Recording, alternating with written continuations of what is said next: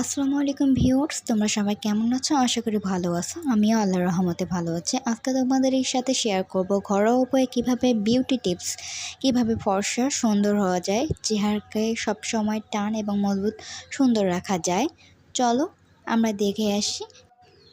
ঘরোয়া এই টিপসটি বানানোর জন্য আমাদের সর্বপ্রথম প্রয়োজন হচ্ছে লেবু। লেবুর রসগুলোকে নিয়ে আমরা প্রথমে বেসন অ্যাড করব, তারপরে কাঁচা হলুদের গুঁড়ো ভালোভাবে অ্যাড করে মিক্স করতে হবে।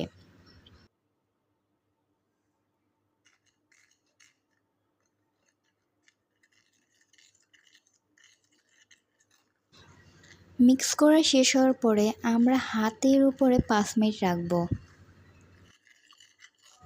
দেখে নাও আমি কিভাবে হাতের ওপর লাগাচ্ছি। তোমরা এভাবে 5 মিনিট অথবা 10 মিনিট রাখতে পারো।